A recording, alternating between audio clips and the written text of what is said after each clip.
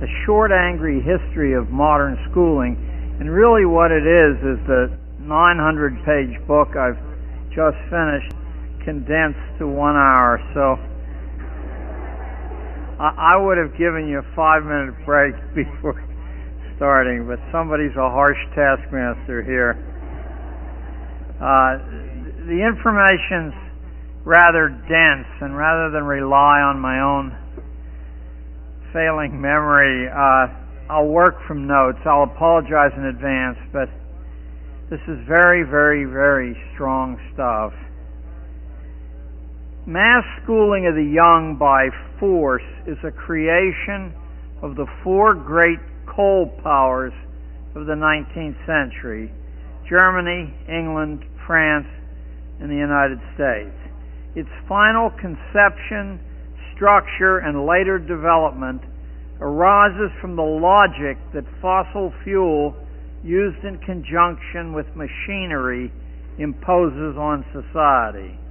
This reality is masked by an earlier anticipation of mass schooling in certain utopian and religious writings about social order and human nature.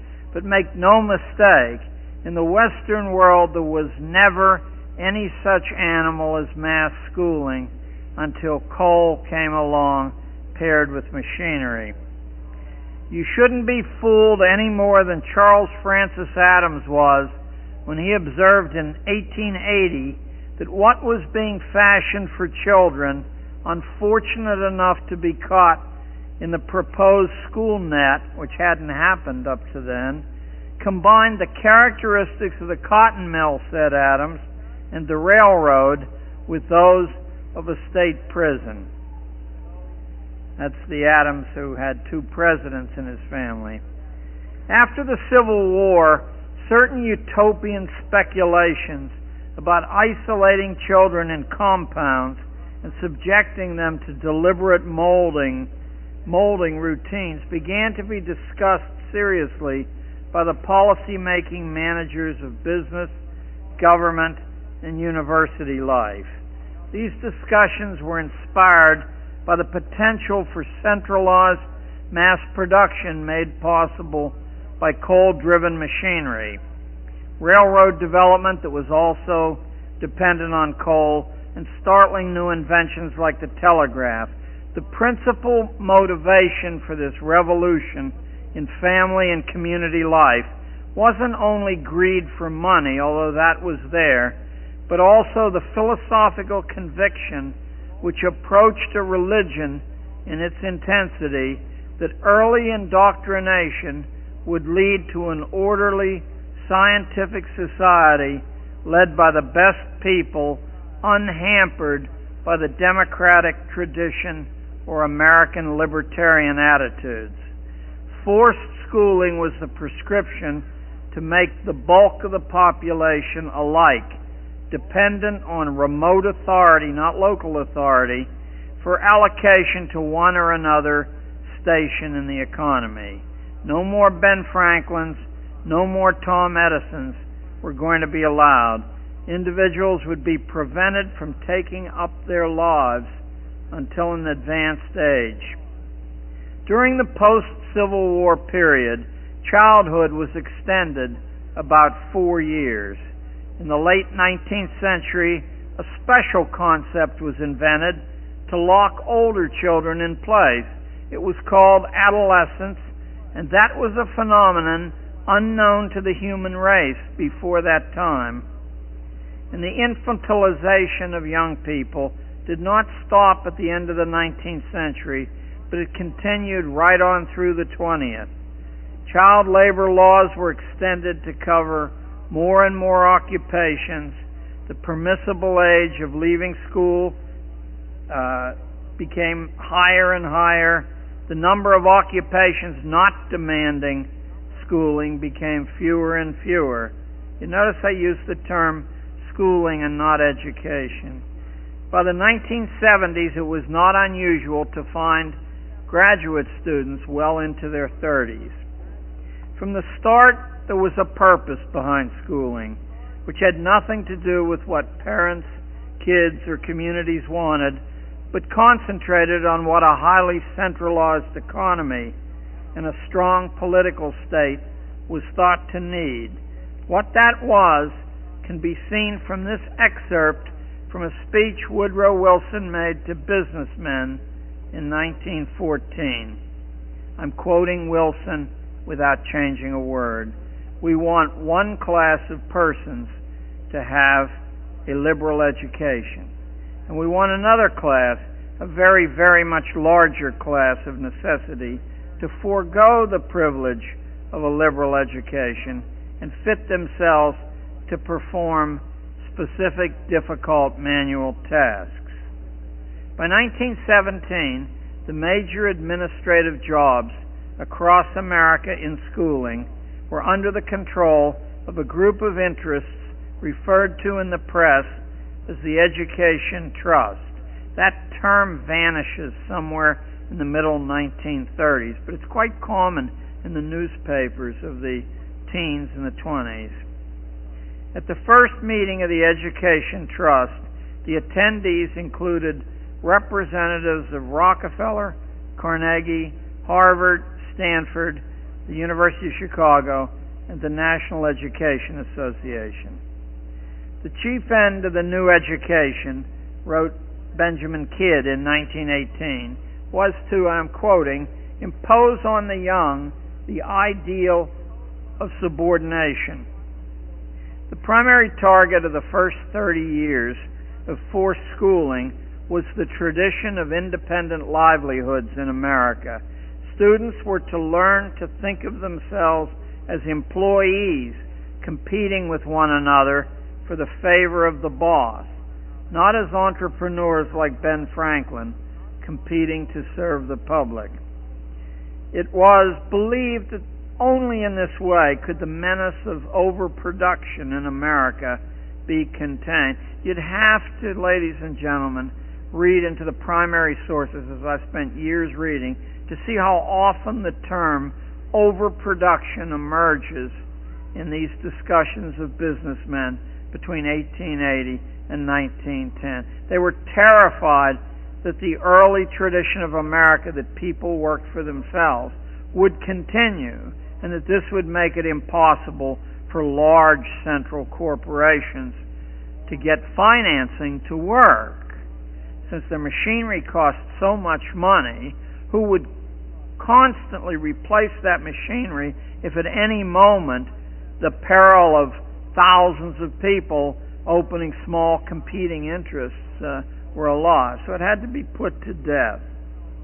In 1919, Arthur Calhoun's Social History of the Family informed the nation that the child was passing from the family, I'm quoting now, into the custody of community experts. And he offered a significant prophecy that we could expect in time to see a system of public education, quote, designed to check the mating of the unfit. In 1922, Mayor Hylan of New York City, alluding specifically to actions in schools of the Rockefeller Foundation and other corporate interests, said in a public speech that the schools had been seized as an octopus would seize its prey by, quote, an invisible government. You'll find that reference in Diane Ravitch's book, The Great School Wars. Be good now, later. The 1920s were a boom period for forced schooling as well as for the stock market. A book called A Sociological Philosophy of Education, published in 1928, claimed, "It is the business of teachers to run not merely the school, but the world." In 1929, the famous creator of educational psychology, Edward Thorndike of Columbia Teachers College, announced, I'm quoting, "Academic subjects are of little value."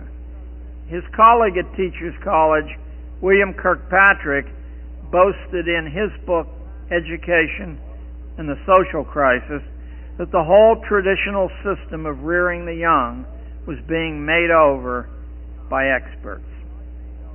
Meanwhile, in the project offices of an important employer of those experts, the Rockefeller Foundation, executives were hearing from its president, Max Mason, on April the 11th, 1933.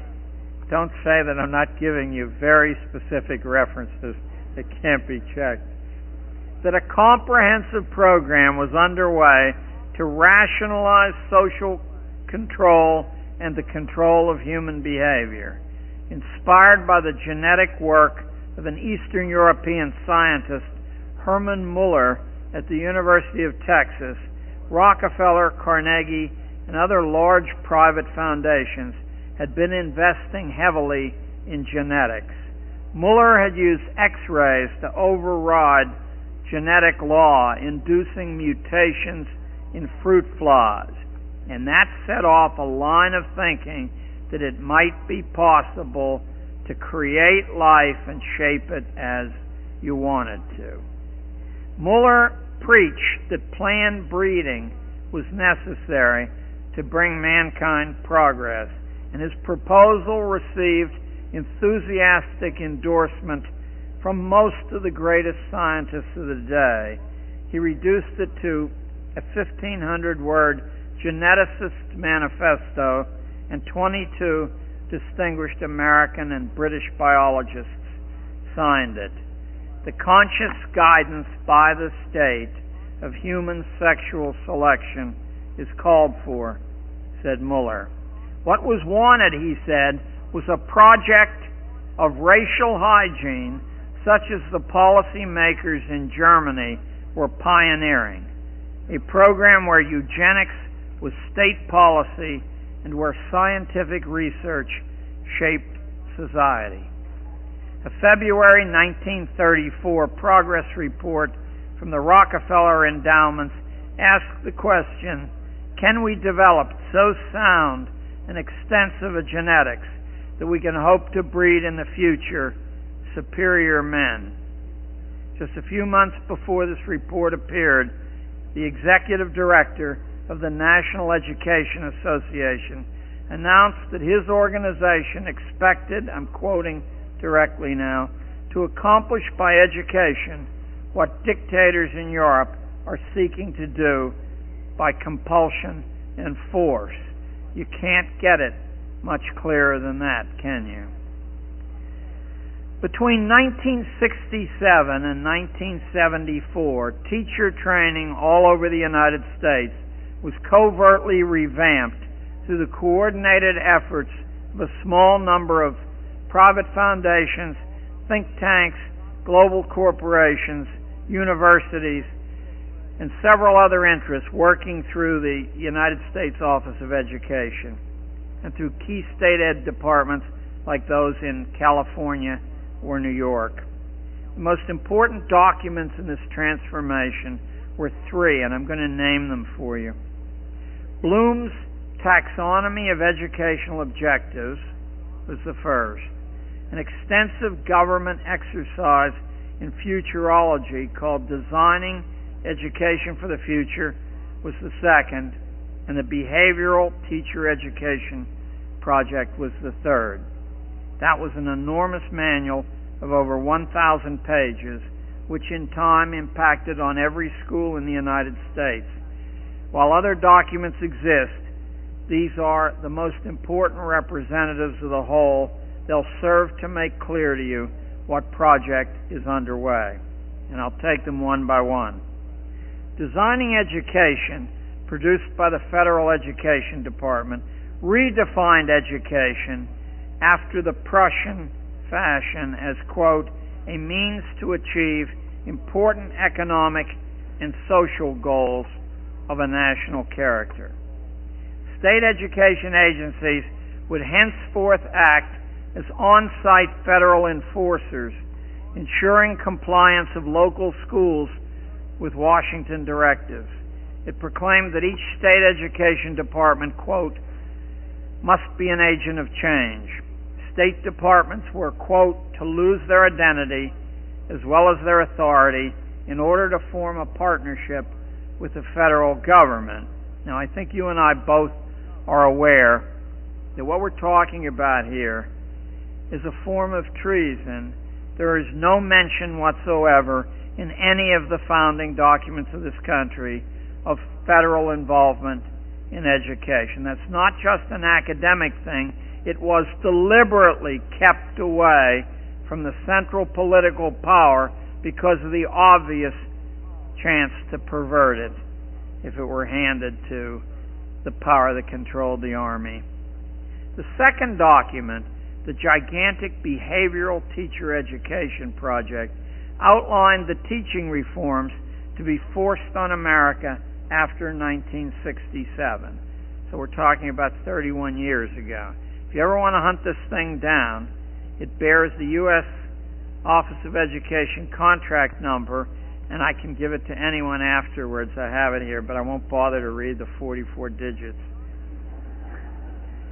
The document sets out clearly the intention of its creators, nothing less, I'm quoting from the document now, than the impersonal manipulation through schooling of a future America in which few will be able to maintain control over their opinions. An America in which each individual receives at birth a multi-purpose identification number which enables employers and other controllers, that's a direct quote from the document, to keep track of underlings and to expose them to direct or subliminal influence when necessary. Readers learned that chemical experimentation on minors would be normal procedure in the post-1967 world. That is surely a pointed foreshadowing of the massive Ritalin interventions which accompany the practice of forced schooling at present.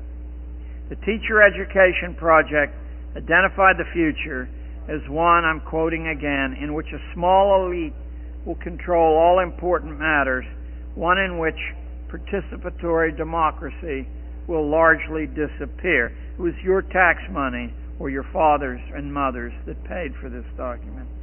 Children will be made to see through school experience that their classmates, this is a very subtle point, so I'll start that again. Children will be made to see through school experience that their classmates are so irresponsible and inadequate that they must be controlled and regulated for society's good. That's of a category, I think, equivalent to the wag your dog scenario that I think we're going through right now.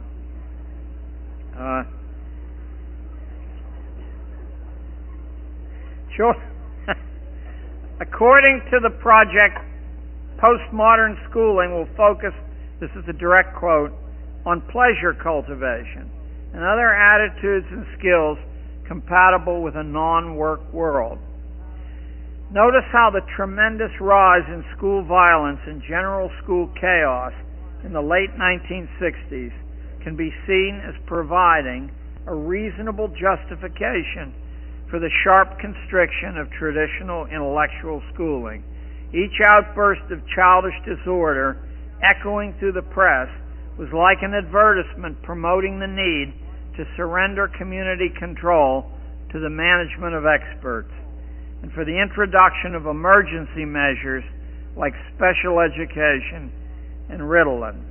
Anyone who taught school during that period in a large city, as I did, will remember how teachers and administrators were suddenly stripped of any effective ability to discipline children by the intervention of outside agencies.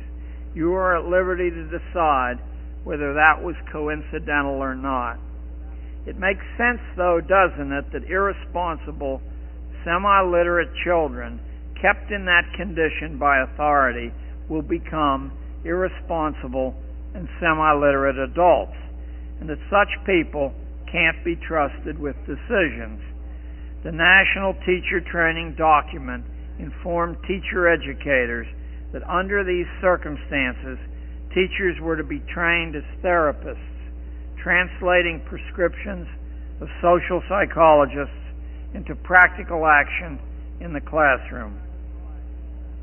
The third of the new gospel texts was Benjamin Bloom's taxonomy, In his own words, I'm quoting, a tool to classify the way individuals are to act, think, or feel as the result of some unit of instruction. Using the methods of behavioral psychology, children would learn proper thoughts, feelings, and actions, and have their improper attitudes brought from home remediated. In all stages of school manipulation, testing would be essential to locate the child's changing mind on an official rating scale. Bloom's taxonomy spawned a number of important descendants which you've heard of. Mastery learning was one, outcomes-based education a second, and the current school-to-work government-business collaboration a third. Each was designed to classify individuals for the convenience of social managers and to control the mind and movements of the young. But what was the purpose? Why was this being done?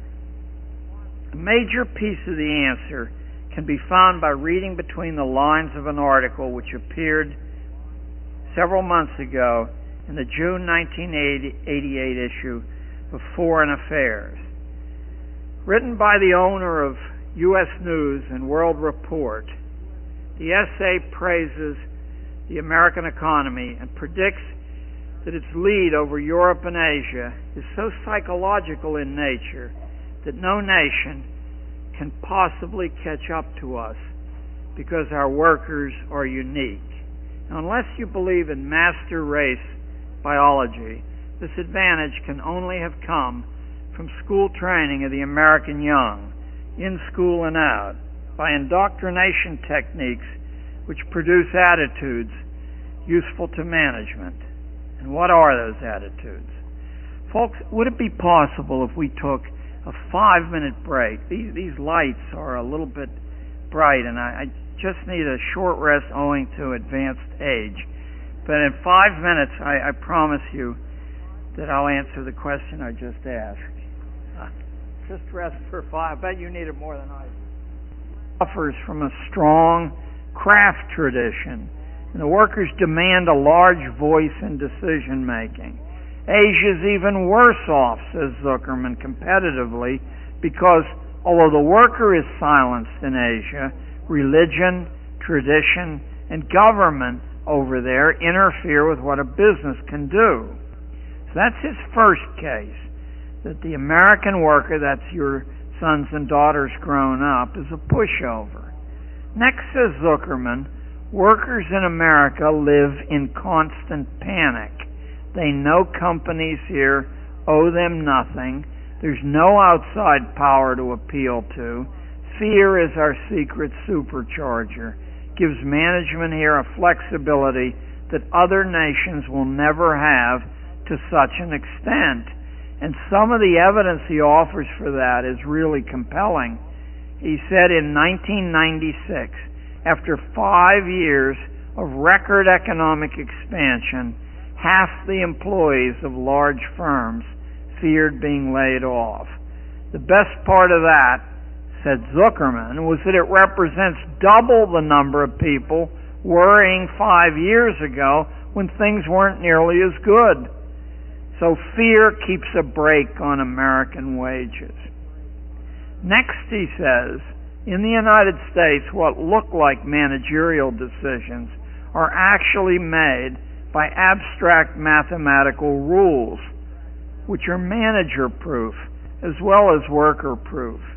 No sentimentality, no ideological treachery by a soft-hearted boss can make more than temporary inroads on corporate momentum here, because the accountant's bottom line rules everything. And finally, he says, our endless consumption completes the golden circle. Consumption driven by a non-stop American addiction to novelty, which provides American business with the only reliable domestic market in the world. Elsewhere in hard times, business dries up because people sit on their money. But here, no. Here we shop till we drop. We mortgage our futures in bad times as well as good. And I think Zuckerman is right. There isn't much doubt that the fantastic wealth of American big business is psychologically and procedurally grounded, and that the training for this mental state and the necessary docility it requires comes from the American classroom. Schools must train individuals to respond as a mass, to be frightened, envious, bored, emotionally needy, and generally incomplete. It's common sense. A successful mass production economy has to have such a clientele. A small business, small farm economy like the Amish have require individual competence, thoughtfulness, compassion, and universal participation. But ours requires a well-managed mass, leveled, spiritless, anxious, familyless, friendless, godless, and obedient, people who believe the difference between Coke and Pepsi is a subject worth arguing about. We need people for this economy who learn that status is purchased, so that when you buy something, you're immediately dissatisfied with it because it's not producing the rush that you expected from the advertising. We need people who learn that others manage our lives, that most people, including our own parents, are ignorant and irrelevant, that God is an obsolete fancy, not worth bothering about, and that ultimate satisfaction comes from official approval. The fantastic wealth of American big business is a direct result of school training. Schools training children to be fearful, bored and addicted to novelty, suspicious of themselves and others, and voiceless in important matters. That's what the bells are for. They say, and now for something different. The secret of American schooling is that it doesn't teach the way children learn, as I think Inga represented well to you, nor are schools supposed to. School has been engineered to serve a particular kind of economy and a strictly layered social order, not to benefit kids and families. That's why it has to be compulsory. The prime directive of schooling is to retard maturity and wholeness. School is the first impression children get of organized society, and like most first impressions, it is the lasting one. The decisive dynamics which make forced schooling poison to healthy human development are easy to spot. And I'll give you a small package of these. The work with which most classrooms engage the child is not significant work. It doesn't satisfy real needs pressing on the individual, doesn't answer real questions that experience raises in the young mind. It doesn't contribute to solving any problem encountered in actual life. The psychological effect of making work external and foreign to individual longings, experience, questions, and problems renders the victim listless. Growth and mastery only come to those who vigorously self-direct. We've known that for thousands of years. If you doubt it, examine the differences between elite education in any century you choose and the direction of common training. I'll be talking a little specifically about this tomorrow morning. Initiating, creating, reflecting, and other things like that, active things, are precisely what the structure of schooling is set up to prevent on one pretext or another. As I watched it happen for 30 years, it takes about 3 years to break most kids. 3 years confined to environments of emotional neediness with nothing real to do. And I must say, Inga, if you're here, you added another dimension to this for me by showing that formula that only 1/3 of the time inside a school. It's like the army, actually doing anything at all. In such environments, songs, smiles, bright colors, and cooperative games do the work better than angry words and punishments. Has it ever struck you as odd that the Prussian government, now of course we don't have a nation called Prussia anymore because the nation called Prussia overwhelmed the other 171 German states, and Germany became Prussia, or Greater Germany was Prussia, and we got the two great wars of the century from Prussia. Has it ever struck you as odd that the Prussian government was so sympathetic and helpful to the experiments of Friedrich Froebel, the inventor of kindergarten, and to Heinrich Pestalozzi, who was the inventor of Fun and Games Elementary School? Both those guys were underwritten by the Prussian government. All their assistants were Prussian government agents. It's a little strange to think of the guys with the points on their helmet and all the funny balloons. But there was a method to that madness. The strongest meshes of the school net are totally invisible. Constant bidding for a stranger's attention creates a chemistry whose products are the common characteristics of modern school children: whining, dishonesty, malice, treachery, cruelty. The unceasing competition for official attention. Have you ever seen the little arms go out of the sockets, jumping out of the seat? In the dramatic fishbowl of a classroom delivers cowardly children, little people sunk in chronic boredom, little people with no apparent purpose for being alive. The procedure is identical to that which causes caged rats to develop eccentric mannerisms when they have to press a bar for food on an aperiodic reinforcement schedule, where food is delivered but at random, but the rat doesn't know that. Much of the bizarre behavior school kids display is a function of the reinforcement schedule and the endless confinement and inactivity which slowly drives children insane.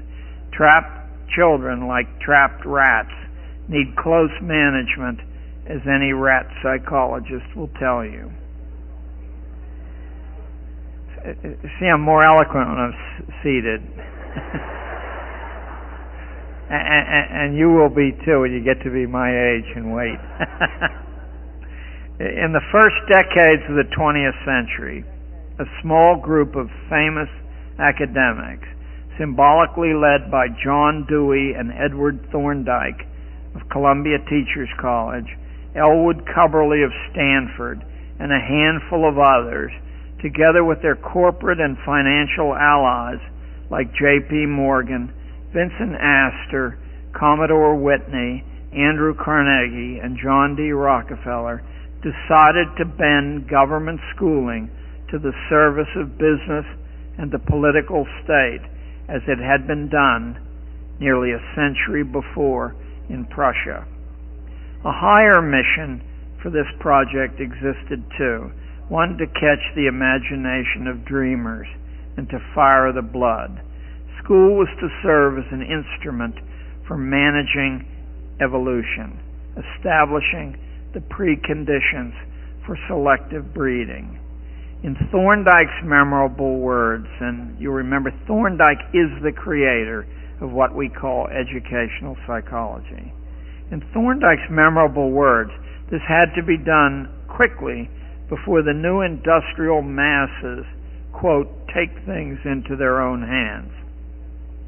Standardized testing would eventually be used to separate those fit to breed and fit to work from those unfit.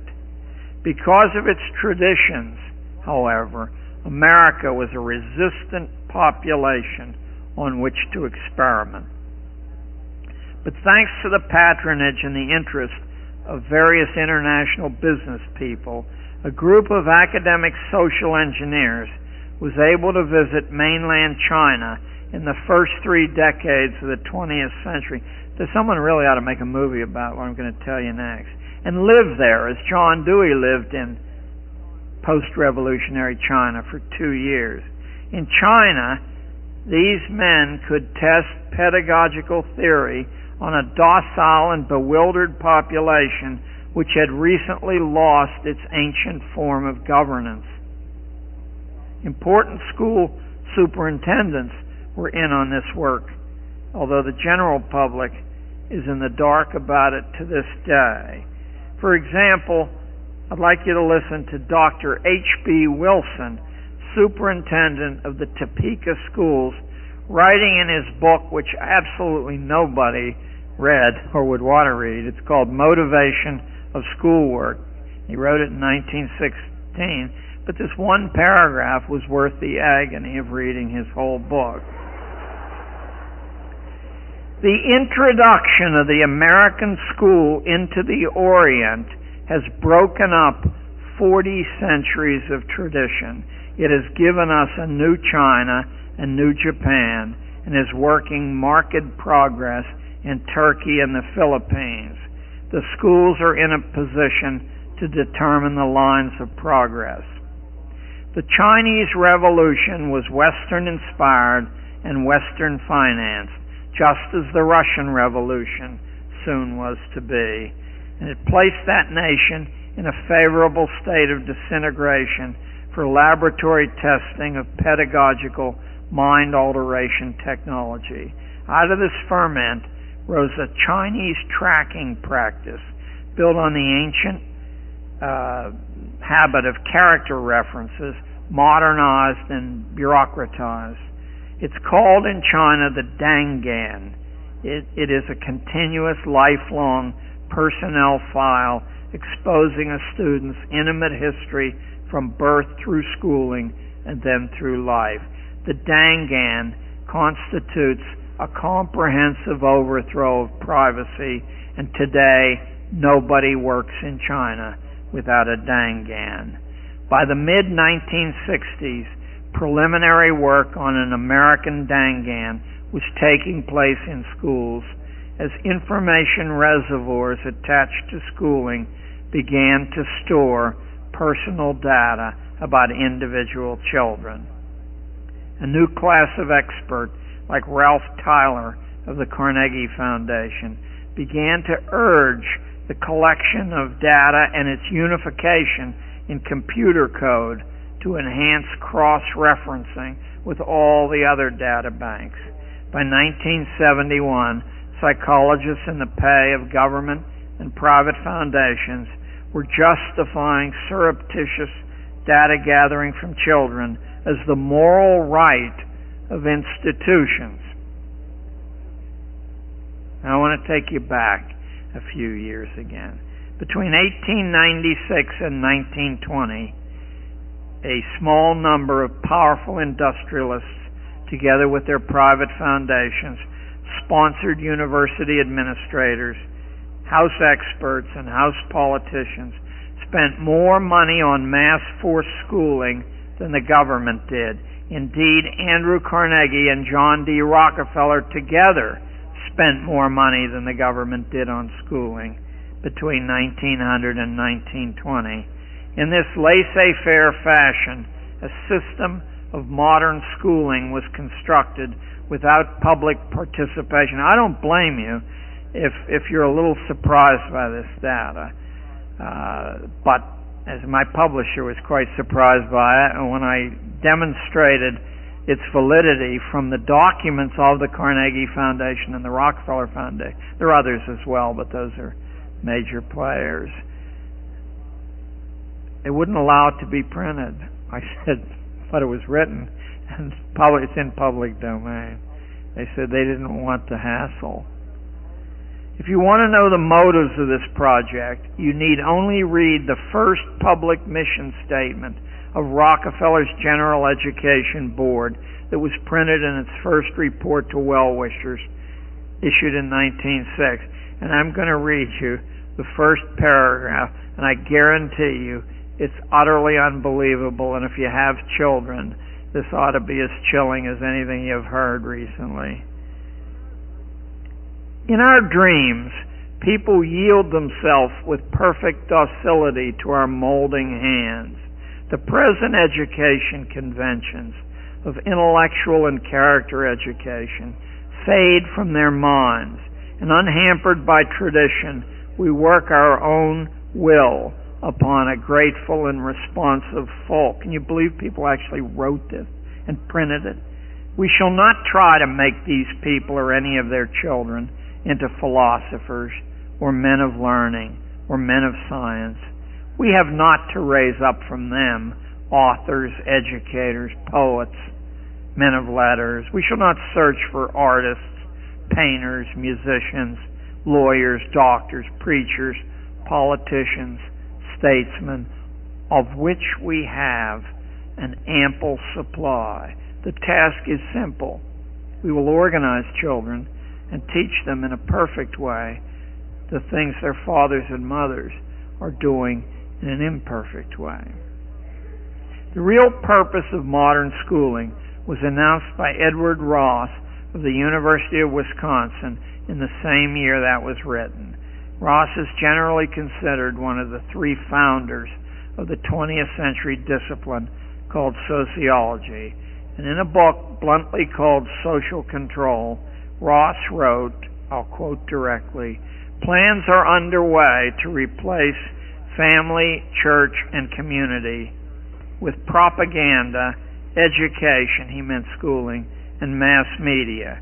People," he informed his readers, "are only little plastic lumps of dough." Another insider of modern schooling, H. Goddard, chairman of the psychology department at Princeton, called government schooling in 1920, quote, "the perfect organization of the hive," close quote. Goddard wrote that standardized testing was to cause the lower classes to confront their biological inferiority, sort of like wearing a dunce cap. In time, it would discourage their reproduction. By 1971, the U.S. Office of Education, now deeply committed to gaining access to the private lives and thoughts of children, granted contracts for 7 volumes of so-called change agent studies to the Rand Corporation. Change agent training was launched with federal funding under the Education Professions Development Act. Soon, the Change Agent's Guide to Innovation in Education appeared. Grants were then awarded to colleges for the training of change agents, while 6 more Rand manuals were printed and distributed to teacher training courses. In 1989, a senior director of the Mid-Continent Regional Education Laboratory told the 50 governors of the United States assembled in Kansas City for their annual meeting the following. This is a direct quote. Not a word is changed.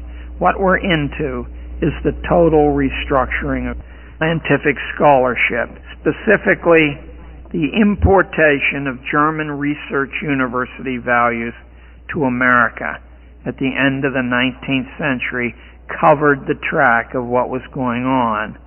What American colleges had traditionally thought about college work is that it was about teaching and learning. It was about individual student growth in intellect, but that's not the way the German system worked.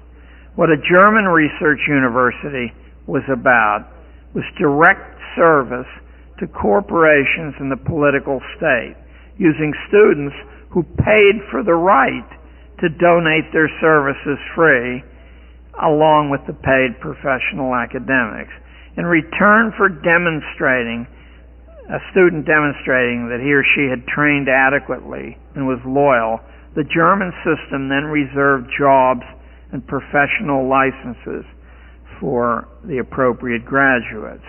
The University of Chicago, Stanford, Johns Hopkins, Columbia Teachers College, MIT, and Cornell, all colleges endowed by great industrialists, together with the state-endowed university movement represented by schools like Michigan or Wisconsin or Ohio State, joined in concert with the old-line aristocratic American colleges like Yale and Dartmouth, who were flag bearers for the English social class theory to provide a new and daring purpose for wealth to aspire to, not just spending your money, not just having big parties, but mastering the secrets of evolution and driving society toward a managed scientific utopia.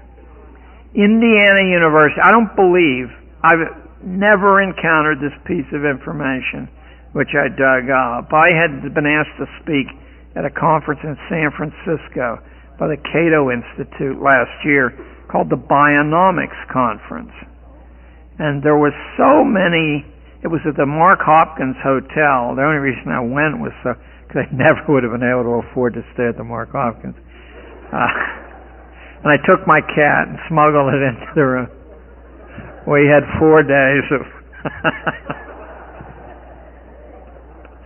Anyway, there were so many references at this conference to evolution that I said, what is this cockamamie bionomics? And I started to search and hunt, and I stumbled across it, and you're about to get it now, but you and I and the Bionomics Conference people must be the only people in the world who know this. Indiana University provides a good picture of the strategy developing outside the irrelevant debate conducted in the public press. By 1900, a special discipline existed at Indiana only for elite students handpicked by the college president who had created and taught the course. It was called Bionomics, and it dealt with the why and how of producing a new evolutionary ruling class. The president of the college is a famous name in American college history. His name is David Starr Jordan. And Jordan did so well in the middle of nowhere, he was soon invited to join the major leagues of university existence. The invitation was extended by railroad tycoon Leland Stanford, and Jordan became the first president of Stanford University, where he remained for 30 years. But what, you might say, does this have to do with public schooling? Just this. Bionomics gets its direct connection with forced government schooling in this fashion. When he left Indiana, Jordan took along with him to Stanford his star bionomics protege, a 24-year-old named Elwood Cubberley. And in short order, Cubberley was made Dean of Teacher Education at Stanford, and within 2 decades, he was the head of a syndicate controlling school administrative posts from coast to coast. He was the most influential schoolman in 20th century American history. He was also the official historian of American schooling. All the myths you've heard come from Cubberley's History of American Education, which for 50 years was the dominant textbook in teacher training institutions. Did bionomics have any effect on life in the state of Indiana, where so many sons of prominent Indiana families had studied its arguments for controlled breeding and elimination of the unfit? The answer is yes. The very first formal legislation making forced sterilization by the state a legal act was passed in the state of Indiana, and its practice there became the law of the land in the famous 1927 Supreme Court test case Buck versus Bell, in which Oliver Wendell Holmes wrote the majority opinion allowing the sterilization of 17-year-old Carrie Buck to prevent her from having degenerate offspring. That's a quote from the Supreme Court decision. 20 years later, I've never met anybody who knows this. So if someone in here knew this, could you just sort of raise your hands? I'll know that someone in the world knows this. 20 years later, after Buck versus Bell, in the trial of the German doctors at Nuremberg after the Second World War, the Nazi physicians testified that their precedents were importantly American ones, and that their name for forced sterilization had been the Indiana procedure. To say this bionomical spirit infected schooling is to say that birds fly. Once you know it's there, the principle is easily tracked. I'm going to track a little bit of it for you so that the groove will be worn, and you'll find that you'll be able to add components to this track very easily, just reading the press and watching television. In 1922, Walter Lippmann's book, Public Opinion, demanded severe restrictions on public debate. Those are Lippmann's words. In light of the enormous number of feeble-minded Americans, said Lippmann, the old ideal of participatory democracy is insane. This theme of scientifically controlled breeding interacted in a complex fashion with the German ideal of a scientific society run by experts and the ideal of the British state religion and political society that God himself had appointed the social classes to create a kind of Darwinian caste-based schooling run at long distance through experts unseen who manipulated hired hands called school teachers and school administrators, and all this was for the ultimate good of the best breeding stock. In 1928, Sigmund Freud's favorite nephew, Edward L. Bernays, who is the creator of the craft that we call today public relations, said in his book Crystallizing Public Opinion that, quote, invisible power is now in control of every aspect of American life. Democracy, said Bernays, is only a front for skillful wire-pulling tricks the new sciences of mental manipulation could place at the disposal of policy people for a price.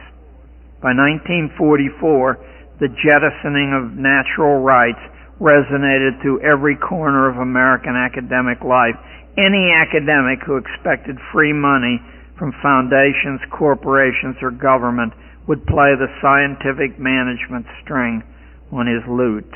In 1961, the German concept of the political state as a fatherland surfaced in John F. Kennedy's inaugural address, in which his listeners were lectured, "Ask not what your country can do for you, but what you can do for your country." And in 1995, Time magazine, I believe it's the first issue in February, lectured its readers in a cover story that, quote, democracy is in the worst interest of national goals. The modern world is too complex to allow the man or woman in the street to interfere in its management. Now the secret was in the open. The original American Commonwealth ideal had been repudiated by its guardians. In the same year, some of the methodology used to achieve this repudiation was brought to light in a long documentary film, which I'll bet shows around Nashville. It's called Manufacturing Consent. It was about the career of the legendary MIT professor Noam Chomsky, the world's foremost linguistics scholar. But Chomsky's interests haven't been in linguistics for at least 20 years. In the film, Chomsky confirmed a growing popular suspicion that the news you hear is tightly controlled. He showed that all the news in the world pouring through mass channels is under the direction of 23 global corporations which spin propaganda on every side of every issue, thus constricting public imagination wherever important interests are in question.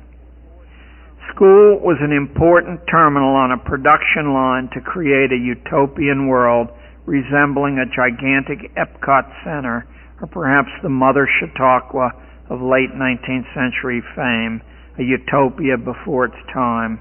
There was only one important eugenical limitation on this school-created utopia to come. It wasn't intended for everyone, at the most for 20% of the existing population. And out of Johns Hopkins University in 1996 came this chilling piece of supporting data. I'm going to quote from the Hopkins report. The American economy has grown massively since the mid-1960s, but workers' real spendable wages are no higher than they were 30 years ago.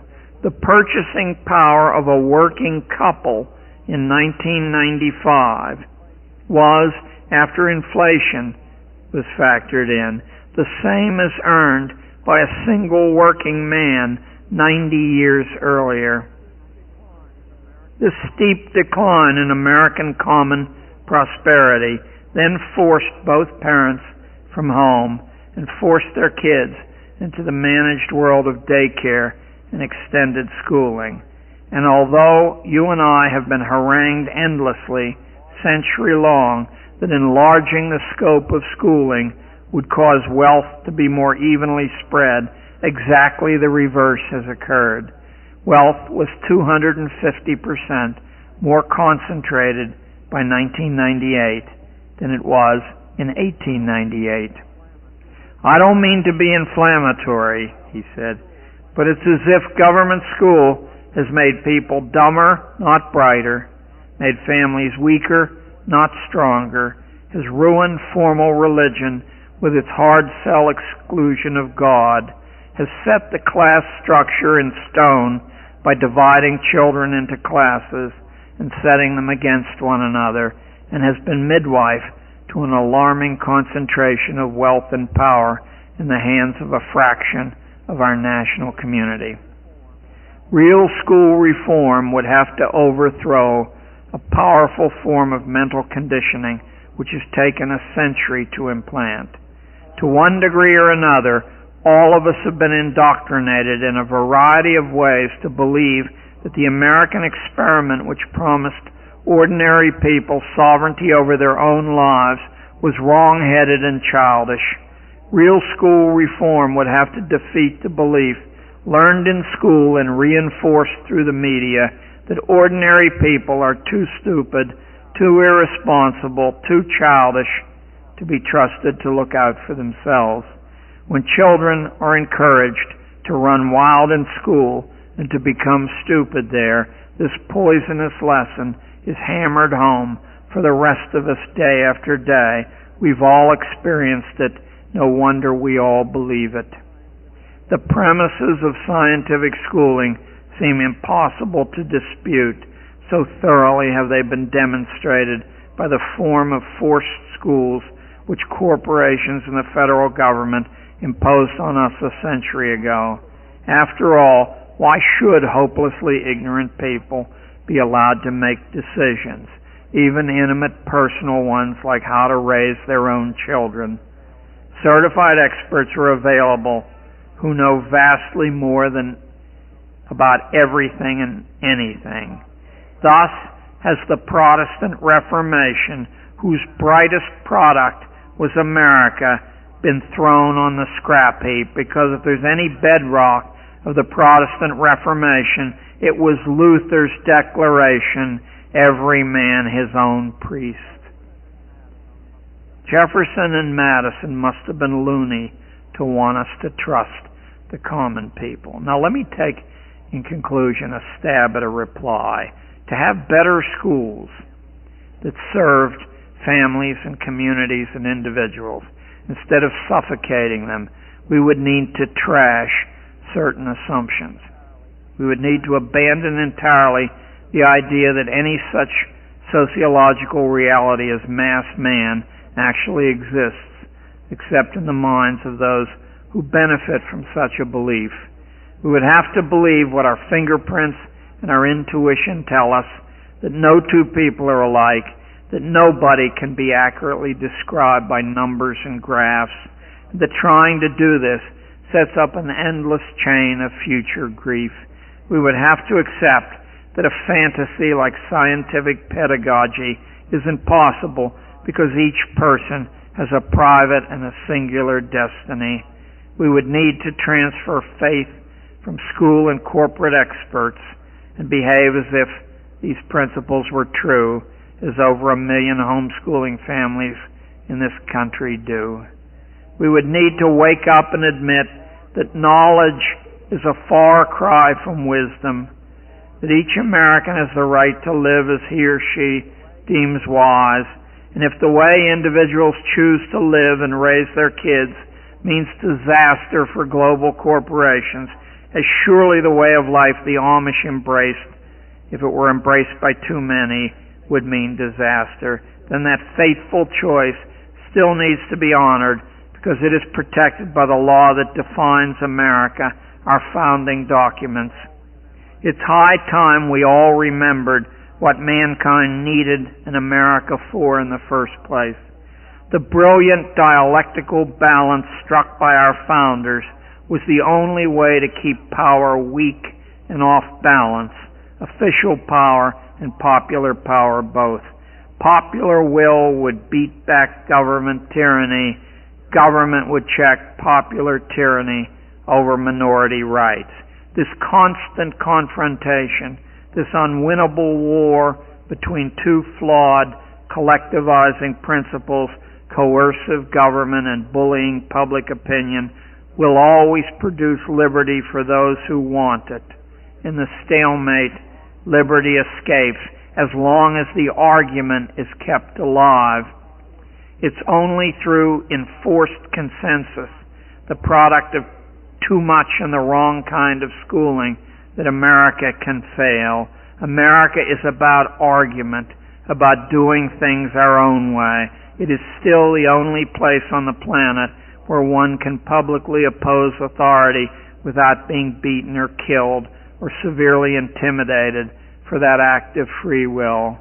The U.S. Supreme Court wrote in the flag-burning case that the only true test of freedom is the right to differ about things that touch the heart of the existing order. And the court was right. That truly is the standard. Let us strike to the heart of this thing then and take back our children from the management engineers. Thank you very much. Thank you very much. Thank you. Thank you. Thank you very much. Thank you. Thank you. Thank you all. Thank you. God bless you all. Thank you.